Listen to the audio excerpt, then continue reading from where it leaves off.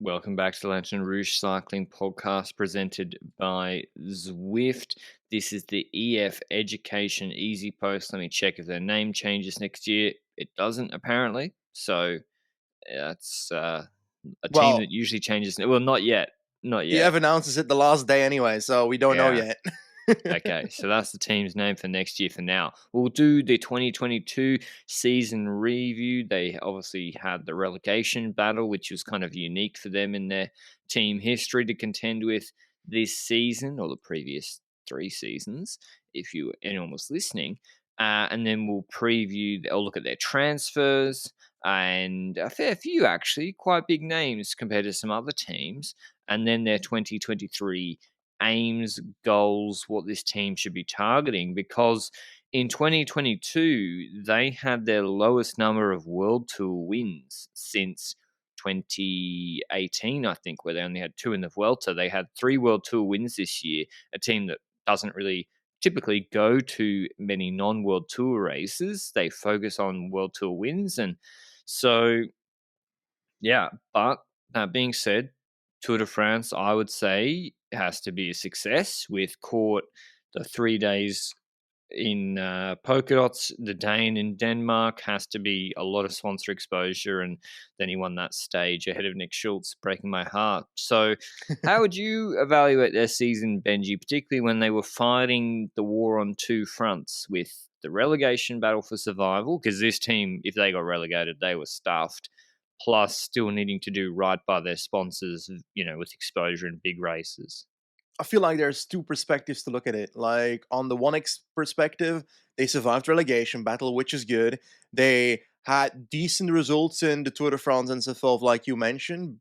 But on the other end, should they have been in the relegation battle in the first place?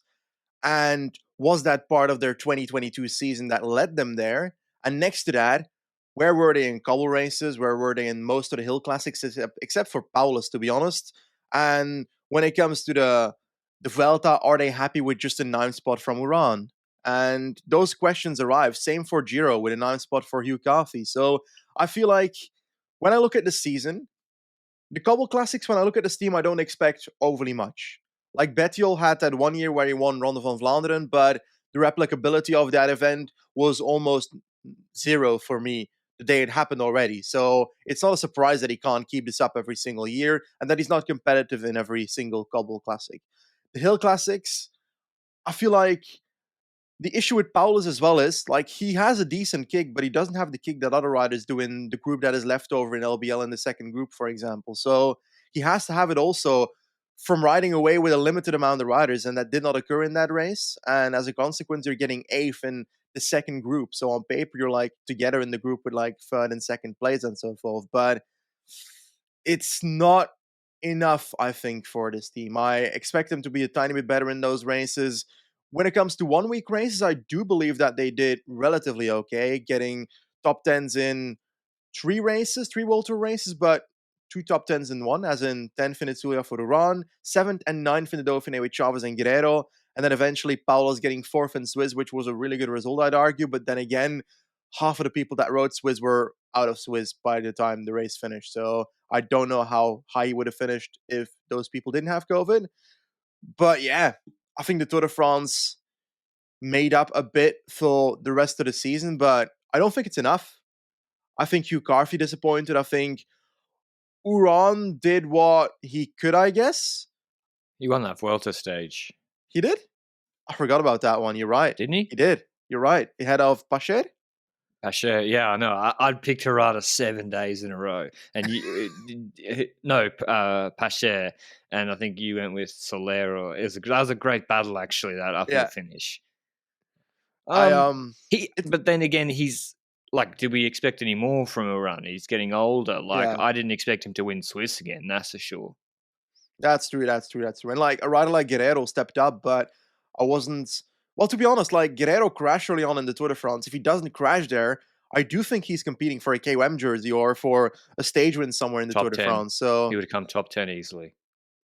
Potentially, I believe you there. So yeah, can we blame them for that aspect? I don't know. It's kind of like we'll talk about it in our bike exchange preview as well in the coming episodes, but they also had bad luck on ends.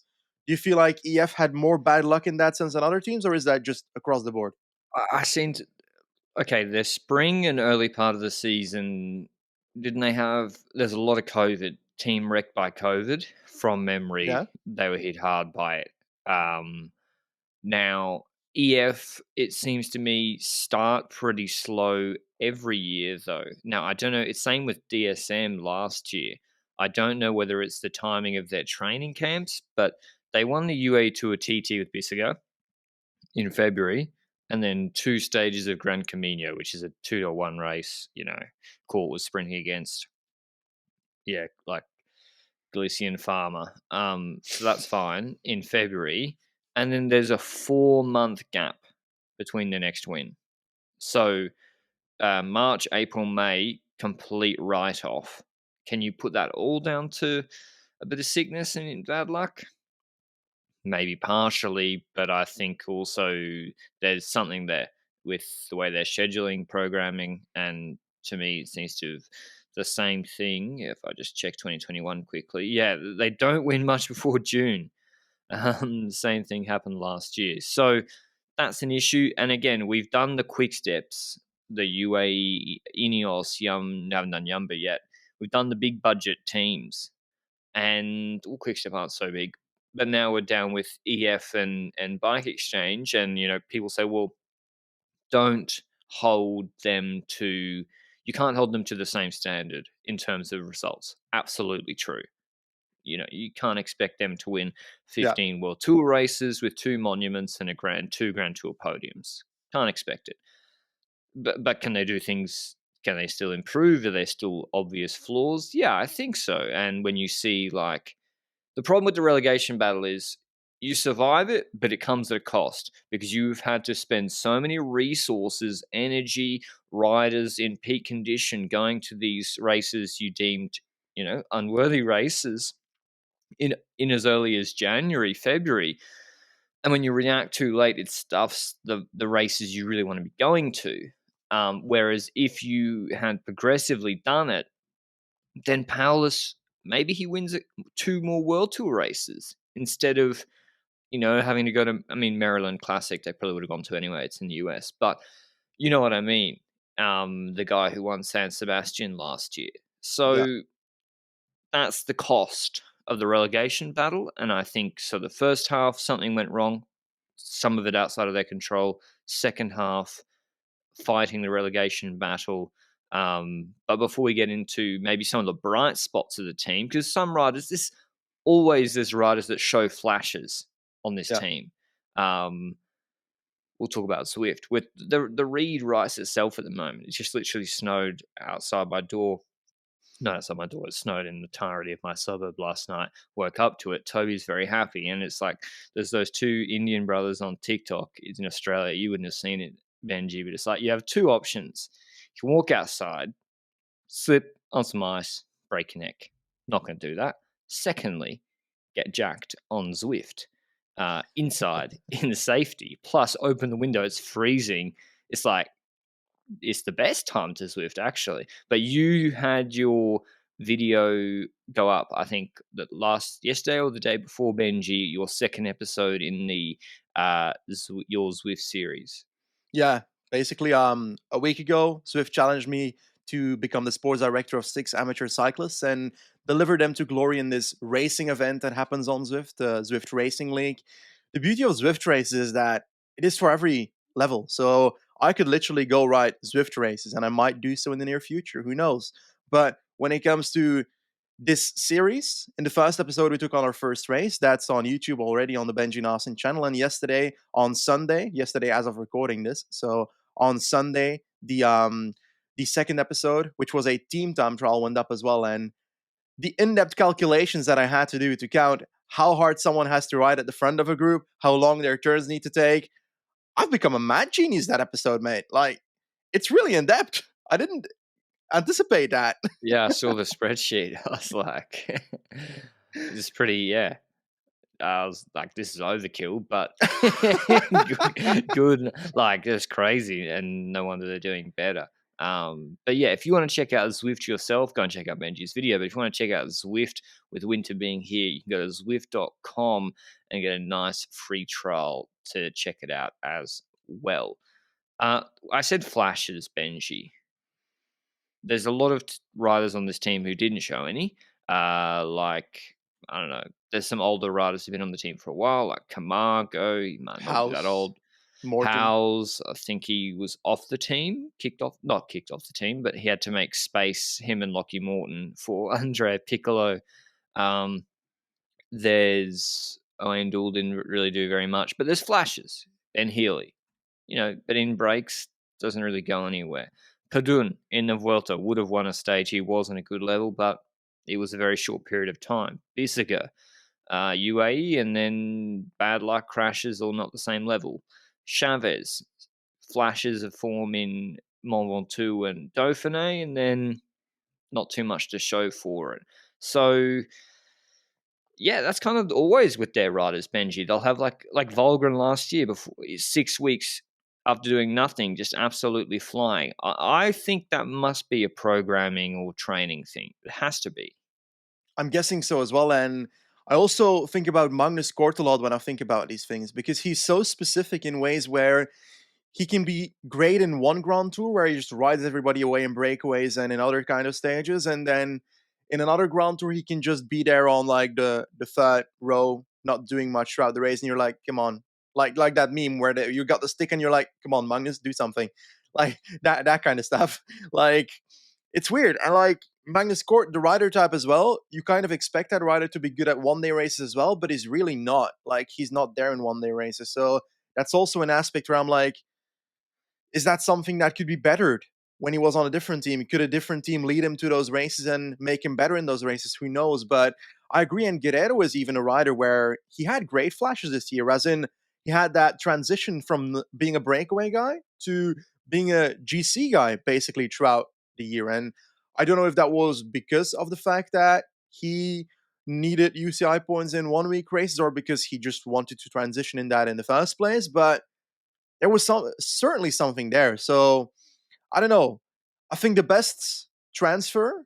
Oh, this is a transfer that happened during the 2022 season. That's why I'm talking about it already. Andrea Piccolo, like he's underrated, and the fact that EF's one of the only teams, if not the only team that noticed him and took him up, that's a big one, I think, because during the Italian Classics, I'd argue that we didn't see him every single day, but we saw him in the latter part of the season quite a lot, and he was competitive in quite a few races, and even in that Maryland Classic, for example, where EF completely bottled the final, he was there, he was strong, he was with the best riders, and I think he's one of those riders where he had very, very shitty history, as in he started off on Kolpak, which is a great place to start off as an Italian youngster, an Italian youngster team, I think either U23 Def Team or Continental. I think it's Continental.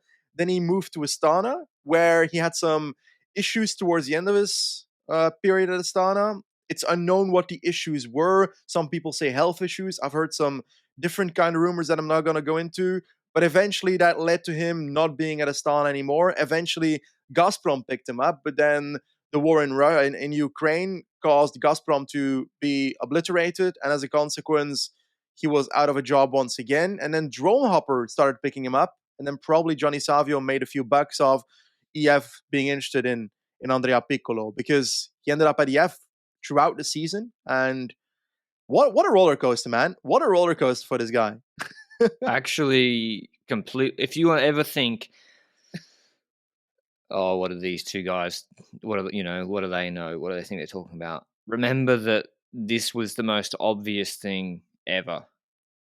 Like, this guy clearly had talent. He was clearly, particularly in the context of a relegation battle, even if you don't think he's special, this Yeah. guy could prove that he can top 10 consistently, .pro profitable races, and no one picked him up.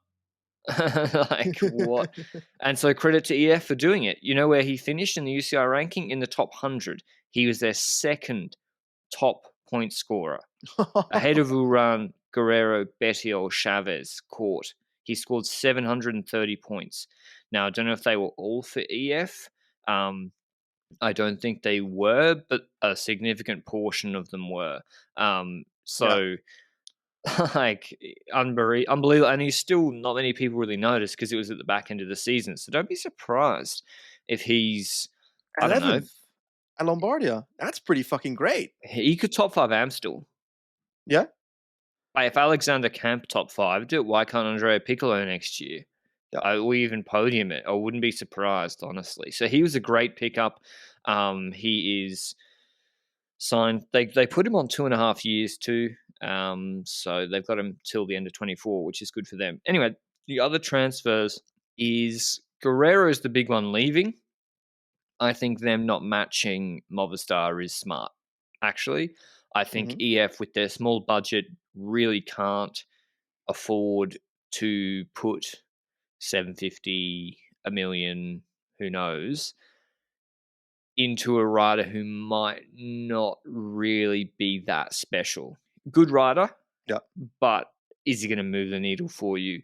They've proven they can get Grand Tour stage wins out of riders on much less money. Not this year, but in previous years. So I think they did the right thing not matching him based on my expectations. Like, what would his role have been on EF Benji? Just a Miss GC rider? It depends. Yeah, Carapaz Storm? I think a combination of what he did in 2022, where he is top 10 World Tour GCs, but also trying to hunt for Grand Tour stage wins because he didn't have that Tour de France stage win yet because he was basically on the floor in the first two stages of the Tour de France 2022. But I do think that he can get that relatively doably because he's got that kick, he's not the slow sprinter at the end of a mountain either. So he can have that kick. He can compete at the end of a mountain. And there's actually quite a few riders on EF, like Sean Quinn, for example. We haven't spoken about that youngster, but he's also that kind of type where he can climb and then he can sprint at the end of a mountain, but still young and can do something. But anyway, we were talking about Ruben Guerrero. Well, if he's 750K, then I agree they shouldn't do the same. They shouldn't offer 750K for Ruben Guerrero. Like he's a That's the rider that minimum I he's wouldn't on. pay more than 500K for this guy. Yeah, I think so. I think 500K is, is good. But yeah, I think he's on much more than that, personally, if I had to guess. So good for them. I think that's smart. Volgren, he had a serious injury, so he goes down to the dev team. That puts space. Hideto Nakani retires. Morton and Howes, I think, are going to ride in EF kit, but won't be on the World Tour team. I don't know why. Why did they take up a roster spot with Morton Benji? I don't know. Maybe Because, like, because they didn't have the budget to sign anyone else anyway. but say you're going to agree with him the contract he has, which is based on, I remember Waters discussing this, think KPIs and bonuses based on like exposure and social media stuff, thinking outside the box, that's fine. But within the confines of the UCI model contract, that I think was quite difficult or made it more difficult. So if he's not going to race in those races, what's the point? Can't you like just put him on the dev team occasionally if he Yeah. wants to actually race a road race, which he did Gran Camino. I didn't really understand what the point of him being on the World Tour team was. Like, can't you just pretend he's on the EF family team anyway? Yeah, I think so as well. He's kind of like an influencer for them, mainly because it's his marketing and his brand that does it. But I'd argue that maybe I'm being harsh, but in 2022, I didn't hear about Lachlan Morton any day. Like No, the he year did the before was his Ukraine. thing, right? He did the Ukraine ride Did this he? year. He raised a lot Oh, of okay. money, My bad. Didn't I follow it. think. But no, I agree. Anyway, It's not yeah. like when he did the was it last year he did the Tour de France, Yeah. the Alt Yeah. Tour? That got Yeah. a lot of press. Exactly. A lot more press. Yeah. Anyway, House, I think, is gone. And the other one is, yeah, Arayave is not extended. I doubt they will. Incoming, the surprise was Honore for, yeah, like, do you reckon? I don't reckon they had to buy him out. I reckon it was just Quickstep let him go. I think it was indeed Quickstep letting them go. Perhaps a mutual agreement that they were fine with him leaving at Quickstep because they didn't want to go to the mess of having that buyout procedure and also next to that throughout the mess of having a rider that doesn't want to be on the team, perhaps, because maybe he wanted to go for other opportunities. And I don't know. I still don't see why he left because he would have had a cobble spot on Quickstep, and you have more chance of winning stuff in a cobble squad at Quickstep than you do at EF, even if you're sole leader, for example. So I don't get at all why he did it, but if EF can get him, I think it's logical because Mikkel Valgren is the kind of rider where he was prominent in the past, but not that much recently, and now his spell was a knee injury that brought him to the dev team. I think Honoré is a good young replacement for Valgren, and I think he can actually take up that spot quite well. I think that's a perfect replacement for Mikkel Valgren, right? Yeah, and he doesn't have. Does he have a big win on the Palmares? Um, No, Honoré doesn't. he doesn't. I thought he won a Giro stage when Cherney let him win, but that wasn't him. I don't think then. Yeah, just the Basque Country stage. So maybe he doesn't have the biggest biggest salary either. Otherwise, coming in terms of a smaller rider is Stefan de Bod, and you might be thinking, who is Stefan de Bod?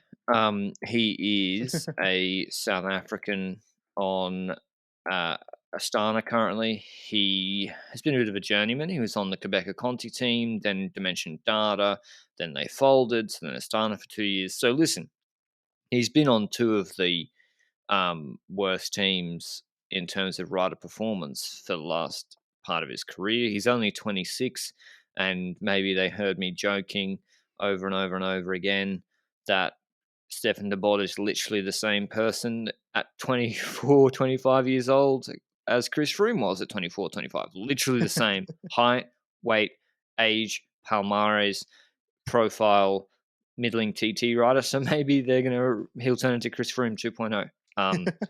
It's possible. He's fourth in Sibiu Tour. He got some okay results. Fourth in Yeah. Sibiu Tour. I mean, is it okay results? So this is the kind of rider they sign Benji. Like, okay, say they do improve him from Astana.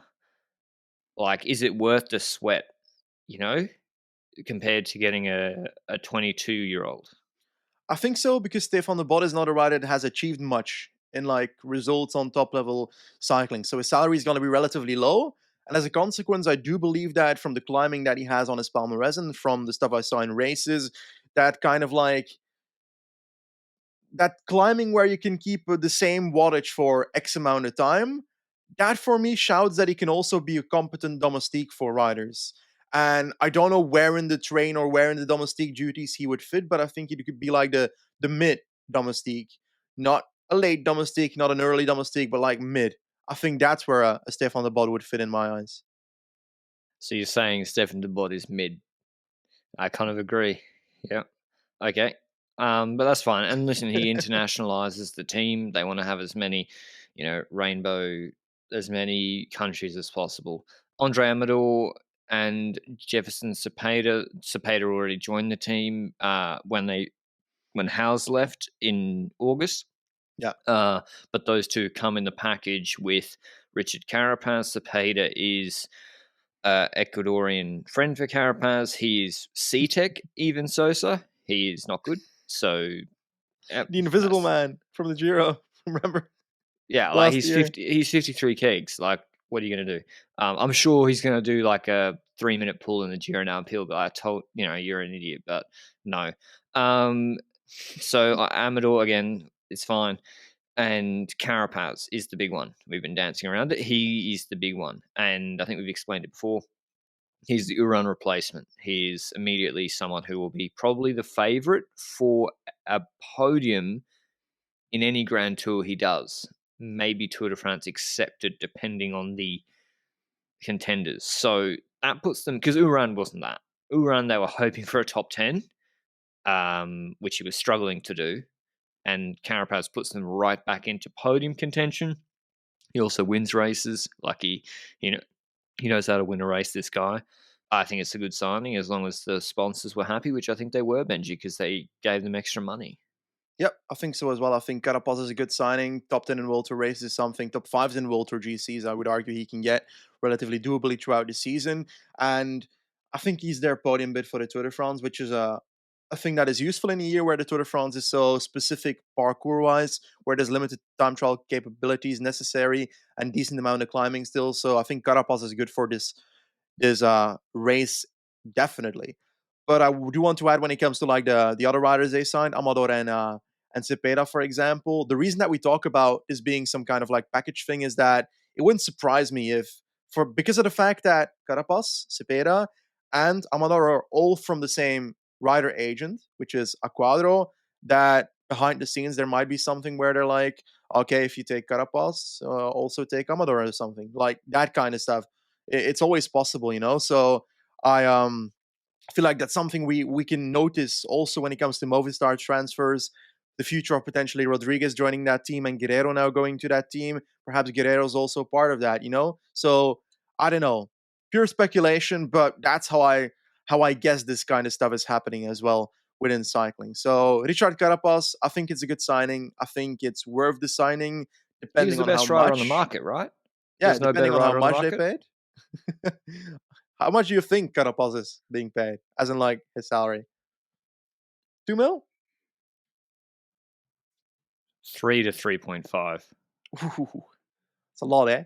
For a rider that can't win the Tour de France and has a difficulty winning the Giro and the Vuelta. Yep. But no, but listen, it is a lot. I would pay. It depends on motivation. Like, how old is he? That's the key. Because like he's 29. He turns 30 in May. Yeah, You got him through 2025, where he'll be 32. When did Uran fall off a cliff? He's 35 now. So Uran never fell off a cliff, my man. My he was man, come still on. pretty good when he was 30. He just won the In Vuelta stage. Yeah, when Uran was 30, when Second in Tour. yeah, so like I mean they're not the same. Just because they're South American doesn't mean they're the same rider. But that's probably the logic is okay. GC rider he's still and he'd still won like 4 World stages plus KOM Carapaz. Motivation, it's impossible to know. Will he if he stays motivated, which I'm assuming he does. I think 3 to 3.5 is better for Carapaz than giving 1 to 1.2 for Ruben Guerrero. Yeah, I think he's more likely to score over 3x the points, get the headline results. And Carapaz can really form the backbone of those points, which means in 2025 they don't have to be doing a mad scramble for points. They can just focus on what they want to focus on. And yes. yeah, so I think it's good because who else are they going to get? So next year, because they need who on their roster could they develop into that guy for No the one. next 3 years? No one. When it comes to GC, no one. Like Icarfi isn't doing, in my opinion. Uran's slowly falling off his cliff. Like he's walking down his cliff. Adun's But not. not happening. No. What do you think And who? about Padun, by the way? Like, because we were relatively high expectations on Padun if they used him properly. Did they use him properly? I mean, I think so. Like he went to the World Tour in good shape. Yeah. Um, I don't know. I don't know. He just got engaged. Maybe that'll help next year. Um, Marriage that's bumps you up, eh? that's my working. No, that's my working theory. That I've mentioned it on the podcast before. But not for sprinters, right? Or also? Because for Um, sprinters, they get more scared, or is that when they get a baby? no, it's when they have a kid. Okay. So when sprinters have a kid, then the results will go down. And but if a rider enters a de facto relationship, it can't just be in the dating stage. It must be de facto or marriage. Significant performance boost. Like I actually believe this 100%. I think it's facts. It does. I've like charted it. It makes such a big difference. I've seen it here. Like you've seen the guys that come to Andorra and they're just on their own. Like they can't look. And then all of a sudden they're in a normal relationship, having to be normal and flying. Anyway, that's my working theory. So maybe Padun that will help, but yeah, I don't know. He'll probably win a stage or something next year, but GC, no. So, and who is even available in 24, 25? Like Rodriguez, they're not getting. Yeah. Um, who else is even on the market that's a GC guy? And Rodriguez is not even as good as Carapaz. Uran at 2024. Yeah, so Uran, yeah, Alaphilippe, he's I don't know, not no. Simon Yates. yeah, and he's had the doping suspension, which I don't know if EF's like, because some teams I don't think Yeah, Ineos would take him because of that, even though it yeah. was like a technical, it was like a TUE administrative error, but because it was technically an anti-doping suspension, I don't think Hmm. Ineos can take him. I'm not sure if that would apply to EF as well, but yeah, like is Simon Yates more likely to be a GC contender than Carapaz? Absolutely not. So yeah, Mate, that's why they we're could have gotten probably going to Lopez take. and Quintana Well, actually, let me have a look now. every How many? time, every How single many? episode. Oh, what? No, that's the thing. Why have they got? Why are they fully stocked? Surely they Oh. can boot. Who can they boot for? Boot Camargo for Nah, nah, Quintana. nah, nah, nah, nah. Diego Andres Camargo, get out of here. He's a god. He was. I swear I saw him do so. So they have a lot of riders not performing. Like honestly, it's Mate, yeah. Owain Sean Dool. Quinn was good actually. I like Owain Sean Dool. Quinn. Yeah. What No about him? offense, Owain, but What about him? just boot him.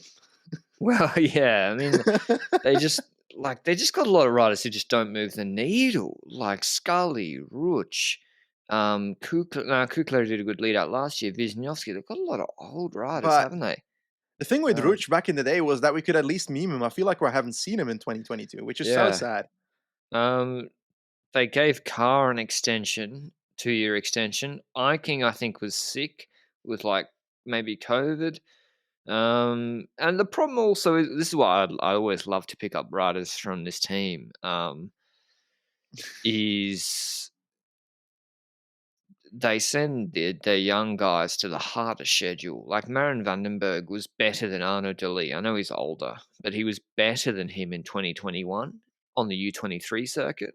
And then they send him to like exclusively World Tour races, including some which aren't even classic style. Like, what's he going to do? So, Marin Vandenberg, when is his contract up? I would be having a look at that guy for 2024 if Okay. I was Quickstep. But when I look at this team, I have the same worries that I had in previous years when it comes to this team. When you look at like the sprinting opportunities, the 1.1 race, the 1 Pro race, and so forth, Marijn Vandenberg, for example, but also the likes of a Kort.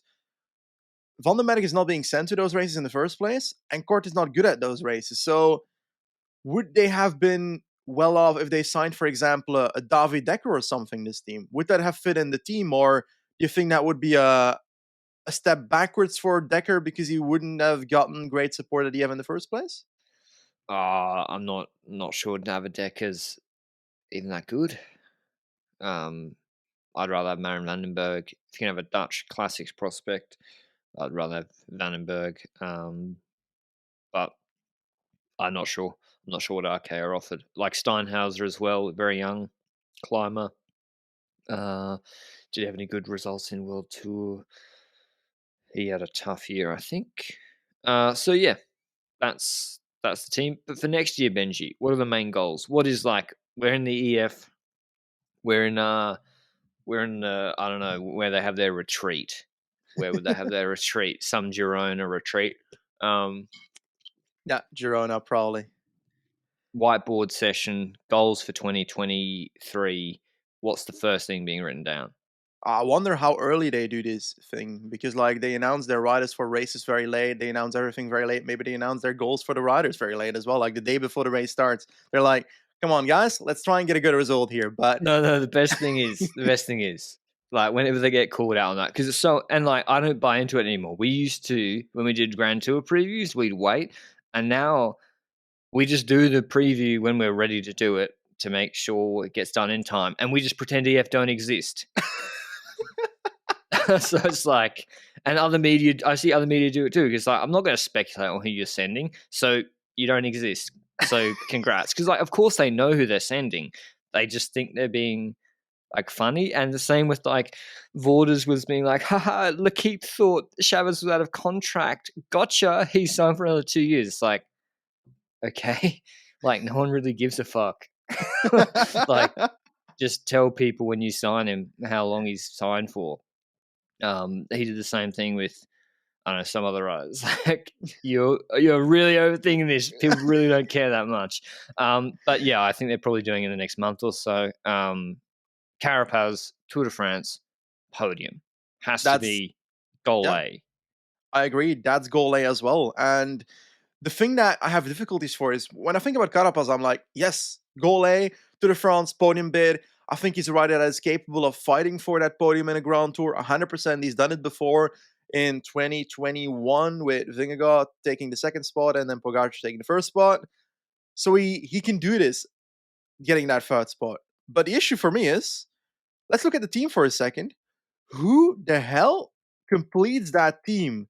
Because we can think about the South American surroundings for him, like a Caicedo and so forth, a Cepeda, an Uran. Like, are these the domestiques, or do you think I'd rather Yeah. have Simon Carr? No. Simon Cowell to a Giro. Carapaz will want Hispanophones around him. So it will be. I don't know about Chavez, but I think Uran should be there as a domestique. Mm-hmm. And Jesus, yeah, it'll be. Um, Camargo. yeah, it'll be some of those guys. Amador for sure. Even though like he couldn't pull the skin off at custard uphill anymore, but he will be probably there at the tour. Bettiol, but he might do Giro. I don't know. You're right, Benji. But then again, he just has to follow, right? Yeah. I'd send Padun to the tour actually. I think Padun, with that sort of, it depends on the hot conditions. But yeah, Carapaz, Honore even could be all right. Ruch usually does the tour. But yeah, Carapaz and don't really know who else will Magnus be around Court. him. Is Yeah, there a yeah, stage true. like? Is there a stage like the McGav one once again? Isn't there like? Is Mont Blanc too hard? Which one? The Saint-Gervais Mont Blanc, Um, the one where it's not really a big climb. it's like 8K 6%. After 2K is 10%. That's It's a probably too little. hard, right? I Or reckon no? it's too hard. Um, they have to ride it pretty easy. I don't know actually. Could he win? I completely forgot the parkour already. But then I can't really remember the breakaway stages. The one that looked like Foix with 3 hills, six Yeah, could kilometers, win six that. percent. Could he win? Could he win the Tourmalet stage? I Because think he if the could. break does Tourmalet really passively, and then they basically because imagine the best climber in the break, 60 kilo guy, he's not going to attack on Tourmalet with no teammates ahead unless he has teammates in the group. And so it's everyone, he'll just get caught in the descent of the valley. And so it's In a group of 20 coming into the base of that 16K 5% climb. I reckon he could win that. I think it's possible. I don't know how he's going to do at the top of the Tourmalet and so forth, but I do remember, for example, a Mont du Chat stage in 2017. Okay, that's not the stage I was thinking of. I swear there's a stage where there was a mountain and Volgren stayed with or dropped from the breakaway on the climb and then came back in the descent to win at the end. That kind of stuff I think is possible on the Tourmalet stage, but I think the Tourmalet stage might be a slightly bit too hard for that strategy. I don't know. It's going to be really close whether he can do that or not. I think it's gonna be dependent on how fast the race is before the climb, what happens in the peloton during that race. I don't know. It's Yeah. That's probably one of the more difficult ones to make it happen. But I think there's definitely races where you can pull something off. And if a breakaway stage goes on that Isoire stage where you have like hilly parkour all over and then a flat finish, then there's an option for that. I think stage 12 of the Tour de France to Belleville on Beaujolais is definitely one where I'd argue he can do something because that's like 5 kilometers 6%, 5 kilometers 6%, 5 kilometers 7%, and then it's flat to the finish line for like 25 kilometers. So that's a breakaway stage. I think there's a lot of those potential stages there, and So Palace will do Tour then. I forgot about him. Because he and Court paired in breakaways would be very effective on those sort of stages. yeah, That's true. That's very true. And I think it's much better for him to be a domestique for Carapaz on certain days and then hunt stages. I think that's probably more realistic than him focusing on a top 10 GC himself. For the Giro, pretty straightforward. It's going to be Carthy and Carr because we have the long, big climbs. Carthy's probably best performance in is on those long climbs. If you remember the Cortina d'Ampezzo stage in the snow in 2021. God, it feels long on that ago. He's good on those wet, cold conditions. And I remember talking to him about that stage. And he was like, it wasn't even that cold. It wasn't even that bad. I was like, bruh, it's snowing. So he'll be hoping for like really, really cold conditions on one of those big mountain stages. I think his TT actually, if you remember his final TT in Verona was quite good. He came 11th in that TT ahead of Affini and Kamner and co. So I think for a top 5 will be his target for the Giro, and then they'll Nah, send. You don't think a top 5 I the Giro? believe I think it's his goal, but I don't think he can achieve it. Mate, who's coming 5th? I don't know, but I think there's a lot of riders that can beat a Carfi these days, especially with the time trial kilometers. We're thinking about Remco or Thomas going there, so that's 1 and 2 already. And we've mentioned quite a few riders that will go to the Giro as well, perhaps. Like with Bora, are they going to send everybody to the Tour de France? If they send Hindley or Vlasov to the Giro, then I'd argue they'd probably get a higher spot than Carfi. And I think we can find a few riders to put above Carfi at the Giro. I reckon 5th is possible. Maybe unlikely, probably more like 7th, but 5th is possible. Yeah, seventh. He finished the Giro pretty strong. He'll be paired with Carr, and Piccolo will probably go for stages as well. And you reckon Bissiger's going for TTs?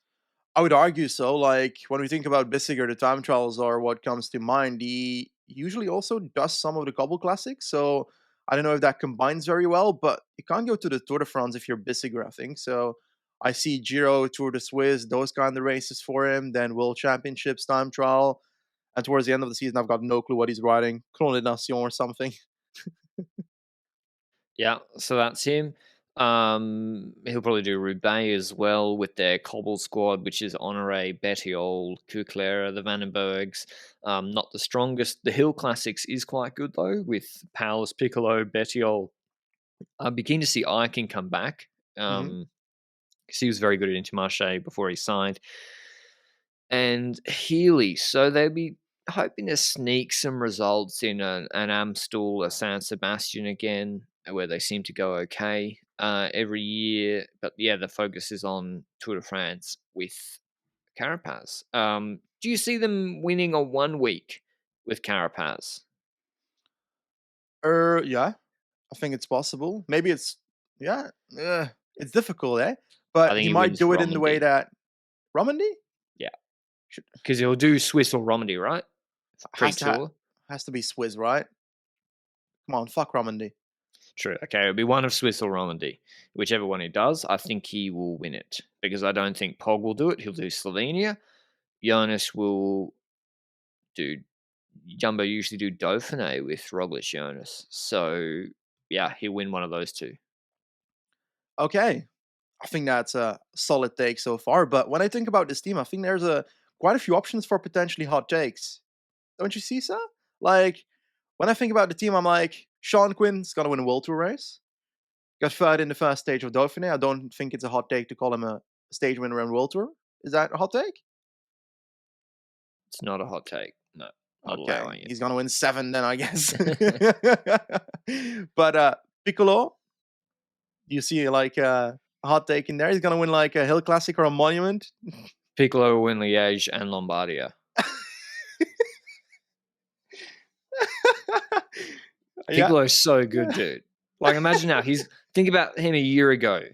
Think about how different his off season is going to be now. Maybe the EF off yeah, season, we spoke for 10 minutes about how they can't get their riders to do 80% of their FTP for 10 minutes in spring. But I think his off season is going to be better, one would think, yeah. now than it was last year. He should only improve at his age. So Piccolo, very, very high on. So yeah, I even think there's going to be maybe a problem where riders like Honore and Powers, they're going to be not riding for Piccolo when he really is the strongest. We almost saw that in Yeah. Maryland a little bit. So Japan was the opposite. Palace won, but yeah, Piccolo I think he'll win a monument. It's a hot take, that's for sure. That's what this segment is for, I think. I was not sure about calling a monument for Piccolo. I think winning a World Tour Classic would already have been a hot take, to be Liège honest. I think is the one more than Lombardia. I think Liège he can win. I think it's possible, but there's so much big competition. I think we're looking at a podium candidate slash a top five candidate is what I'm looking at. Getting a top five in those races would already be a big step up for him. I know it's a hot take section, so I need to say something completely outrageous that will never happen. But I When I really think about it, is Andrea Piccolo a better one-day racer than Tadej Pogacar? If you really think about it, like we're going down re- this route again. reverse their roles, reverse their teams and preparations, makes you think. Strada, he should be good. I reckon he's going to score 1,500 UCI points minimum. Does he have more chance of winning a World Tour race than Wout van Aert? Piccolo? No. What the what? Van Aert's going to win like 7 minimum. This guy. No, I Yeah. think I agree that Wout van Aert has a much bigger chance to win World Tour races, by the way. But that being said, I I think feel like there's a Honore will lot of do nothing. riders I think on the. Honore he'll regret leaving Quickstep. I think so as well. I think he will regret leaving Quickstep as well. We might see him a few times in couple races, but he won't get anywhere because he's gonna have to react to a lot of things, and he won't be able to do that alone. So that's why I don't see him doing that much. I think Bettiol will remain winless the entire season. Yeah. Is it? Yeah, okay. I'll allow it. It depends on where he's sent. To be honest, he did the same in 2022, so it's not a hot take. He's out of contract at the end of at the end of the year. Ah, He'll be pretty. I don't know. good. He's kind of expensive, right? Like Yeah. he's strong. He does well in big races, but doesn't win very much. He's what the monument on his Palmares, and someone's going to pay.